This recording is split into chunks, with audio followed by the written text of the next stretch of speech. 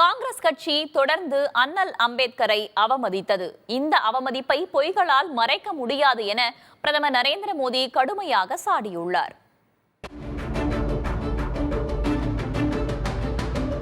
அண்ணல் அம்பேத்கரின் பெருமையை துடைத்தெறியவும், பட்டியலின மற்றும் பழங்குடி மக்களை அவமானப்படுத்தவும் வாரிசு அரசியல் நடத்தும் ஒரு கட்சி தொடர்ந்து முயற்சி செய்கிறது என பிரதமர் நரேந்திர மோடி எக்ஸ் வலைதளத்தில் பதிவிட்டுள்ளார்.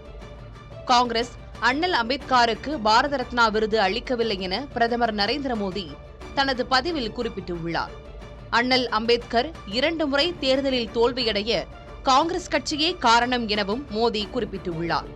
ஜவஹர்லால் நேரு தேர்தலில் அண்ணல் அம்பேத்கருக்கு எதிராக பிரச்சாரம் செய்தார் என காங்கிரஸ் கட்சியின் சட்ட மேதையான அம்பேத்கருக்கு செய்த பாவங்கள் பட்டியல் போல நீள்வதாகவும் பிரதமர் மோடி விமர்சனம் செய்திருக்கிறார்.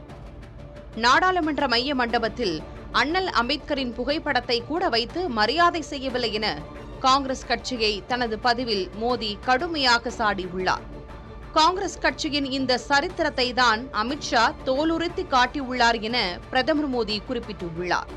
மாநிலங்களவையில் அமித்ஷா முன்வைத்த விவரங்களை சகிக்க முடியாத காங்கிரஸ் தற்போது நாடகத்தில் ஈடுபட்டுள்ளது என எதிர்க்கட்சிகளின் இன்றைய நாடாளுமன்ற ஆர்ப்பாட்டத்தை பிரதமர் மோடி விமர்சித்திருக்கிறார்.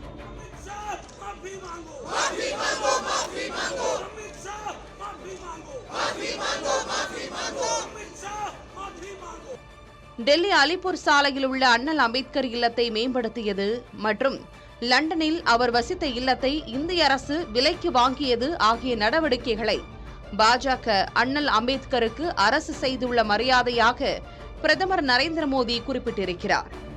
அண்ணல் அம்பேத்கருக்கு நாங்கள் எந்தவித நிபந்தனையும் இன்றி மரியாதை செய்து தலை வணங்குவதாக பிரதமர் கூறினார்.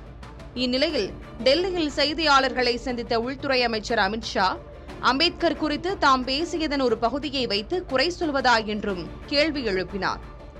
जब ये पूरा सत्य उजागर हो गया तब कल से कांग्रेस पार्टी ने फिर एक बार अपनी पुरानी पद्धति को आजमाते हुए बातों को तोड़ मरोड़ कर और सत्य को असत्य के कपड़े पहनाकर समाज में भ्रांति फैलाने का एक कुत्सित प्रयास किया है.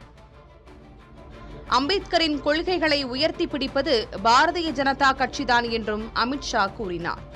புதிய தலைமுறைக்காக புதுடில்லியிலிருந்து கணபதி சுப்பிரமணியம்.